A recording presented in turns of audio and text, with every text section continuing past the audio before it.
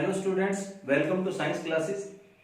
आज हम उन बच्चों से बात करना चाहते हैं जिन्होंने मैट्रिक के एग्जाम दिए हैं और 10+1 में साइंस में एडमिशन लेना चाहते हैं। जो बच्चे साइंस में एडमिशन लेना चाहते हैं वो बड़े कंफ्यूजन में रहते हैं कि हमें साइंस लेना है कि नहीं लेना है।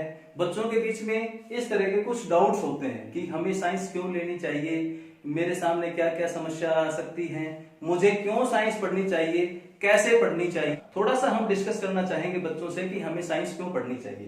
पहला जो हमारा क्वेश्चन है वो है व्हाई इज साइंस। जैसे कि बच्चों आप सभी को पता है ये साइंस एंड टेक्नोलॉजी का जमाना है, इसमें रोज नई नई खोज हो रही है। हर हमारे ट्यूबलाइट से लेके व्हाइट बोर्ड है, हमारा मार्कर है, हमारे पास फैन है, हमारे पास लाइटिंग है, हमारे पास एरोप्लेन्स है, हमारे पास बहुत तेज गति से चलने वाली ट्रेन है। ये सब क्या है? ये सब हमारे साइंस की ही देन है। बहुत अच्छा खाना हम खाते हैं, अच्छे अच्छे ब्यूटी प्रोडक्ट्स हम यूज करते हैं, हमारे पास बहुत सारी मेडिसिन हैं, हम चांद तक पहुंच गए, हम अलग अलग प्लेनेट्स पे भी हम पहुंच पा रहे हैं। ये सब क्या है? ये सब हमारी साइंस की ही देन है। तो साइंस पढ़ने का बड़ा सीधा सा हमारे पास लॉजिक होता है कि साइंस हमें लॉजिकल बनाती है। लॉजिकल का मतलब क्या होता है? किसी भी बात को हम रटी रटाई करके या सुनी सुनाई बातों के ऊपर विश्वास नहीं करना चाहते, तो हमें साइंस तर्क करना सिखाती है। साइंस मेक्स अस लॉजिकल, कि हमें किसी भी बात को सीधे ही एक्सेप्ट करने से पहले हम उनके बारे में सोचते हैं कि ये बात जो हमें कही गई है ये ऐसी क्यों है, ऐसा क्यों है कि भाई हम साइंस पढ़ें, ऐसा क्यों है कि भाई चांद पे जीवन क्यों नहीं है, पृथ्वी पे जीवन क्यों है। ये सब चीजें क्या है? ये सब चीजें हमें क्यों की तरफ ले जाती हैं कि ऐसा क्यों होता है, और क्यों का सॉल्यूशन हमारे पास साइंस में ही मिलता है। दूसरा है what is science. Science is everything systemised. अगर कोई भी सिस्टमेटिक नॉलेज हमारे पास है तो वो हमारे लिए साइंस है। साइंस बेसिकली साइंटिया वर्ड से निकला है। साइंटिया, साइंटिया का मीनिंग होता है टू नो, किसी चीज को जानना। हम किसी चीज को भी जानना चाहते हैं, उसके लिए हम बहुत सारे एक्सपेरिमेंट्स करते हैं, बहुत सारे इन्फेरेंशियल कंक्लूजन्स निकालते हैं।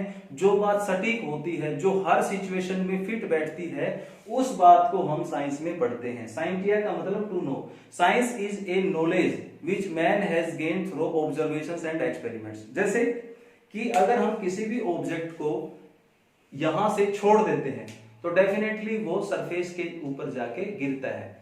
किधर जाएगा? ऊपर भी नहीं जाता, साइडों में भी नहीं जाता, केवल वो पृथ्वी की तरफ जाता है। यदि आपने, जैसे मैं इसको एक्सप्लेन करना चाहूं, ये हमारे पास अर्थ है। अगर इस अर्थ के ऊपर कोई सब्सटेंस ऊपर से हमने डाल दिया, जैसे कि ये है हमारे पास, ये यहां आएगा, यहां आके रुक जाएगा। यदि हमने कोई गड्ढा खोद दिया तो ये ऑब्जेक्ट और नीचे जाएगा। अगर हम इस टनल को आर पार कर देते हैं तो क्या होगा? अगर हम इस टनल को आर पार कर देते हैं तो ये जो सब्सटेंस हमने ऊपर से ड्रॉप किया है ये कभी भी इसमें से आर पार नहीं जाएगा। क्यों नहीं जाएगा? हमने क्या ऑब्जर्व किया है कि ये सब्सटेंस जाके अर्थ के सेंटर पे रुक जाएगा। मतलब क्या है इस चीज का?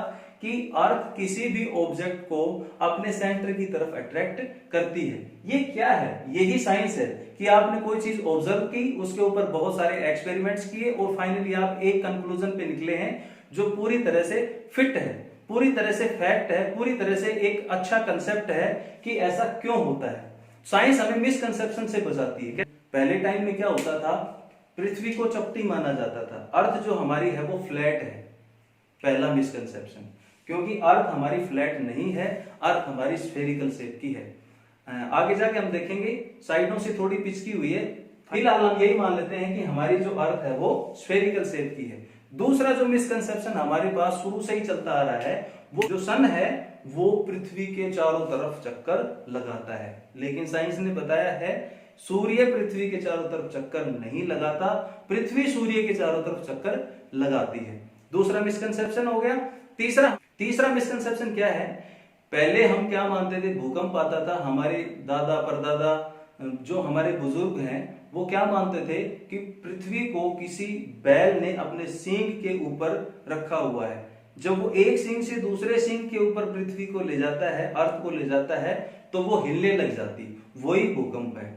जबकि आज हम साइंस के बलबूते पर ये जान चुके हैं ऐसा कुछ नहीं है, ऐसा कोई बैल नहीं है जिसने पृथ्वी को अपने सींग के ऊपर उठा रखा है और उसके सींग के बदलने से ही भूकंप आता है। नहीं, भूकंप आने के लिए भी हमारे पास पृथ्वी के अंदर जो परतें होती हैं उनका आपस में टकराना होता है। ये सब जानकारी हमें साइंस से मिलती है। इसीलिए जो साइंस है वो हमारे पास एक लॉजिकल है, एक लॉजिकल जो नॉलेज है, एक सिस्टमेटिक नॉलेज है, एक फैक्ट है। अगर हम साइंस को पढ़ें तो ये क्या होता है, स्टडी ऑफ फैक्ट्स।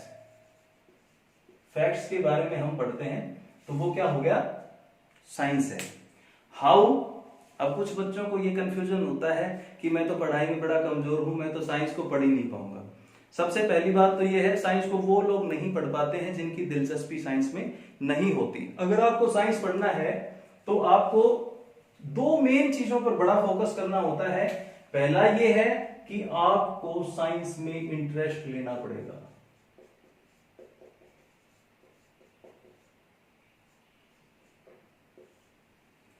आपको हर लॉजिक के पीछे इंटरेस्ट डेवलप करना पड़ेगा। यदि आप साइंस को इंटरेस्ट लेके नहीं पढ़ पा रहे हैं तो आप साइंस नहीं पढ़ सकते हैं। पहला जो हमारे पास मेन मोटो होता है साइंस में, इंटरेस्ट डेवलप करना। आप हर नॉलेज को पढ़ने के लिए अपना इंटरेस्ट डेवलप करें, तब कहीं जाके आप साइंस को पढ़ पाएंगे। दूसरा जो हमारे पास होता है हार्ड वर्क।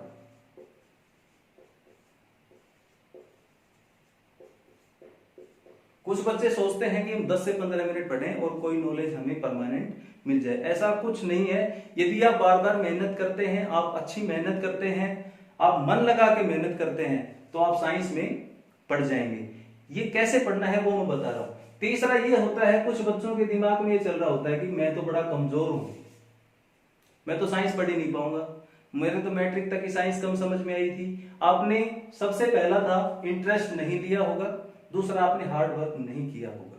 दो ही चीजें ऐसी हैं जो किसी भी सब्जेक्ट को आपके स्ट्रॉन्ग बनाती हैं। अगर आपने कोई चीज बड़ी ध्यान से पढ़ी है और दिल लगा के पढ़ी है तो वो आपके लिए हमेशा आसान रहती है। तीसरी बात यह है कि मैं तो पढ़ तो लेता हूं सर, मैं तो भूल जाता हूं। ऐसा कुछ नहीं होता है।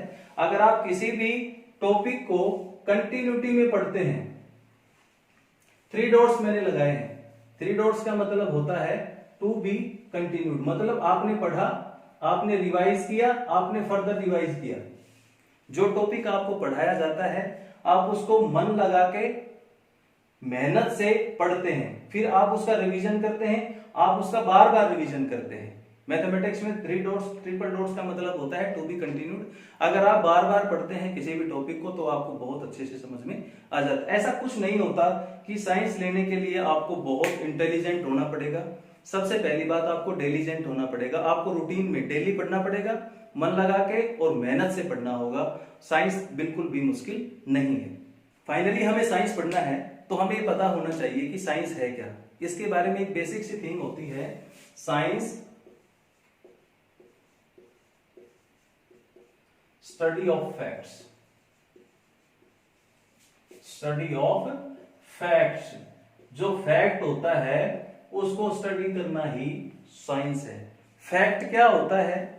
फैक्ट ये होता है कि आपने किसी भी ऑब्जेक्ट को ड्रॉप किया, वो सीधा नीचे जाता है। कहां जाके रुकता है? जहां उसको पृथ्वी की तरफ नीचे प्लेटफॉर्म मिल जाता है। अगर आपने गड्ढा खोद दिया तो क्या होगा? तो ऑब्जेक्ट और आगे चला जाएगा, और खोद दिया और आगे चला जाएगा, आर पार सुरंग निकाल दी, क्या होगा? वो ऑब्जेक्ट अर्थ को क्रॉस करके दूसरी साइड में नहीं जाता है, बीच में जाके वो लटक जाएगा। इसका मतलब क्या हुआ? पृथ्वी किसी भी वस्तु को अपने केंद्र की तरफ आकर्षित करती है। ये क्या है? ये फैक्ट है। ये किस तरह की नॉलेज है? आपने ऑब्जर्व किया, आपने एक्सपेरिमेंट किया और फिर आपने फाइनल कंक्लूजन निकाला कि जो आपने ऑब्जेक्ट लिया है वो फाइनली जाके अर्थ के सेंटर पे रुक जाएगा। इसका सीधा सीधा मतलब ये होता है कि कोई भी ऑब्जेक्ट है वो पृथ्वी के सेंटर की तरफ अट्रैक्ट होता है। ये हमारे पास स्टडी ऑफ फैक्ट्स है। दूसरी बात हम करें, साइंस एक वर्ड से निकला है जिसे हम कहते हैं साइंटिया। साइंटिया का मतलब होता है टू नो, जानना, जानकारी प्राप्त करना।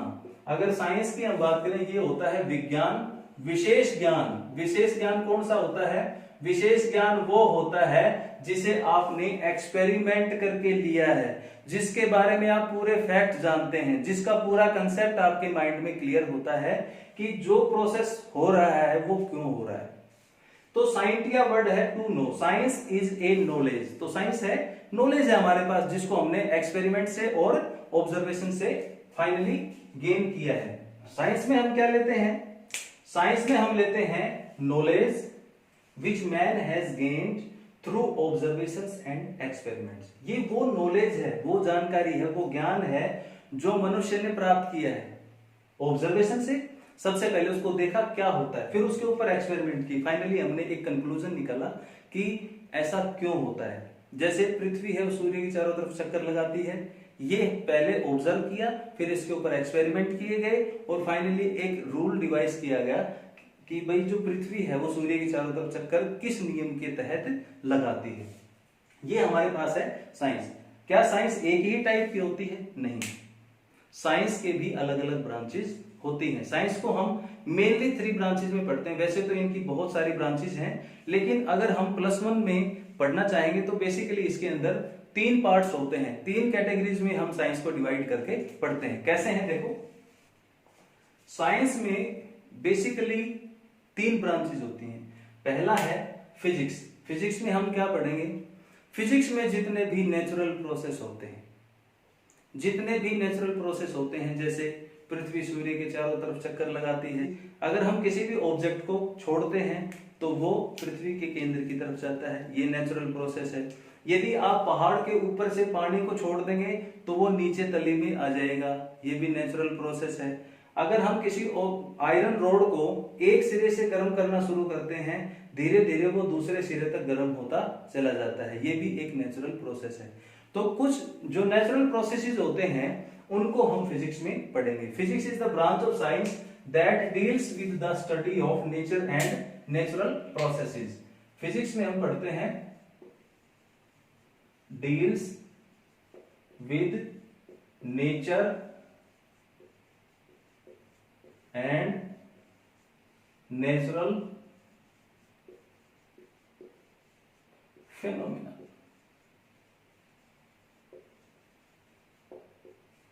हमारे पास जो फिजिक्स होती है उसमें हम नेचर या नेचुरल जो प्रोसेसेस होते हैं उनके बारे में स्टडी करते हैं। केमिस्ट्री से पहले मैं बायोलॉजी बताऊंगा। बायोलॉजी में हम लिविंग बींग्स के बारे में स्टडी करते हैं। Biology is the study of living beings. फिर हमारे पास आता है केमिस्ट्री। केमिस्ट्री बड़ा ही इंटरेस्टिंग सब्जेक्ट है। केमिस्ट्री फिजिक्स के साथ भी जुड़ता है, केमिस्ट्री बायो के साथ भी जुड़ता है, केमिस्ट्री एग्रीकल्चर में भी है, केमिस्ट्री फूड इंडस्ट्री में भी है, केमिस्ट्री सब जगह केमिस्ट्री आता है। Chemistry is the study of material, study of matter. Matter को कैसे स्टडी करते हैं? मैटर स्ट्रक्चर क्या है, मैटर की कंपोजिशन क्या है और उस मैटर की प्रॉपर्टीज क्या है। केमिस्ट्री में हम पढ़ते हैं स्टडी ऑफ मैटर, मतलब मैटर की स्ट्रक्चर, कंपोजिशन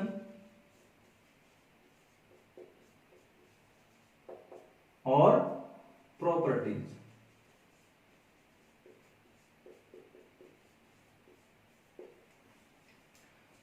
केमिस्ट्री को मटेरियल साइंस भी कहा जाता है। केमिस्ट्री को study of atoms and molecules भी कहा जाता है। कैसे? किसी भी मैटर में कॉन्स्टिट्यूएंट पार्टिकल्स क्या होते हैं? किसी भी मैटर में कॉन्स्टिट्यूएंट पार्टिकल होते हैं atoms, ions, molecules. Atom, ion और molecule, atoms, ions and molecules. आप इसको याद रख सकते हैं। केमिस्ट्री को IMIM, आप इस तरह से याद कर सकते हैं इसको। केमिस्ट्री कहती है मैं एटम हूं, आयन हूं, मॉलिक्यूल्स हूं। मतलब केमिस्ट्री अगर मैटर की है, केमिस्ट्री की हम बात करें तो ये मटेरियल साइंस है और किसी भी मैटर के लिए कॉन्स्टिट्यूएंट पार्टिकल्स आयंस हो सकते हैं, एटम्स हो सकते हैं, मॉलिक्यूल्स हो सकते हैं। तो केमिस्ट्री क्या है? स्टडी आयन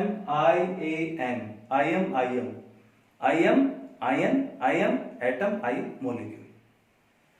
तो ये है हमारे पास केमिस्ट्री। फिर हम केमिस्ट्री क्यों पढ़ते हैं? केमिस्ट्री की हमारी डेली लाइफ में क्या इंपॉर्टेंस है? तो हम कुछ एग्जांपल लेते हैं जिससे हमें पता लगेगा कि भाई केमिस्ट्री हमारे लिए डेली लाइफ में बड़ा मायने रखती है। हम देखते हैं केमिस्ट्री क्यों जरूरी है। आप सुबह उठते हैं, आपने सुबह उठते ही फ्रेश होने के लिए गए, ब्रश किया, केमिस्ट्री, साबुन से हाथ धोए, केमिस्ट्री, चाय पी, केमिस्ट्री, नहाने के लिए गए, पानी, केमिस्ट्री, साबुन जिससे आप नहा रहे हैं, केमिस्ट्री, शैम्पू जो आप सर में लगा रहे हैं, केमिस्ट्री, आप गाड़ी में बैठ के अपने ऑफिस में जाते हैं या आप पढ़ने के लिए जाते हैं, तो जिस गाड़ी में आप गए फ्यूल यूज हो रहा है, डीजल है, पेट्रोल है, केमिस्ट्री। जो स्टूडेंट हैं, पढ़ रहे हैं, बुक है, नोटबुक है, पेन है, पेंसिल है, सब क्या है? मैटर है, सारे क्या है? केमिस्ट्री।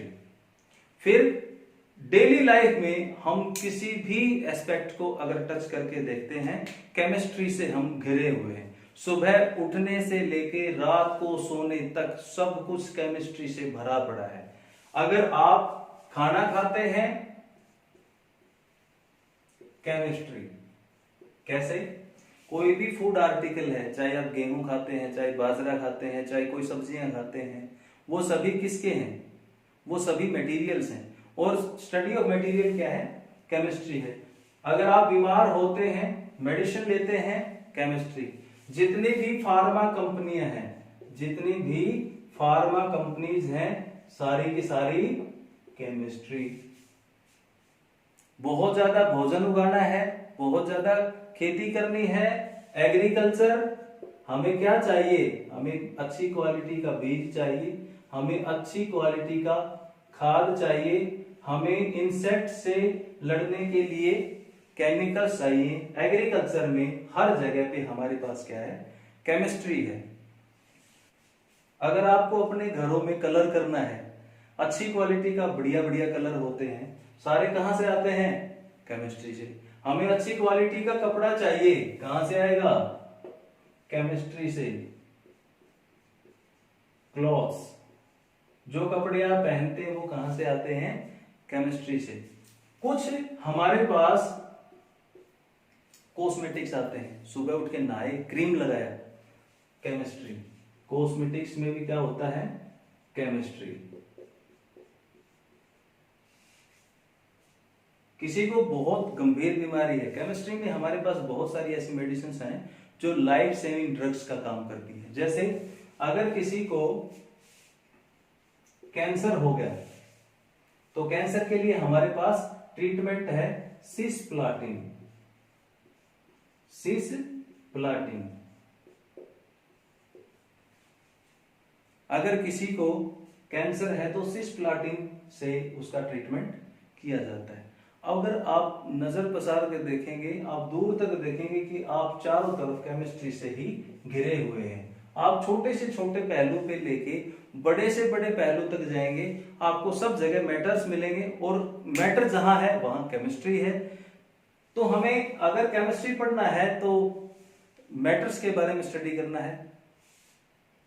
अगर हमें लाइफ के हर एस्पेक्ट को अच्छे से जीना है, हर एस्पेक्ट का मतलब होता है अच्छा खाना, केमिस्ट्री, बढ़िया दवाई, केमिस्ट्री, अच्छी खेती, केमिस्ट्री, बढ़िया बढ़िया कलर, केमिस्ट्री, अच्छे कपड़े, केमिस्ट्री, बहुत अच्छी क्वालिटी की क्रीम वगैरह चाहिए आपको, केमिस्ट्री, लाइफ सेविंग ड्रग्स हैं वो केमिस्ट्री में। तो केमिस्ट्री हमारी डेली लाइफ में बहुत इंपॉर्टेंट रोल प्ले करती है।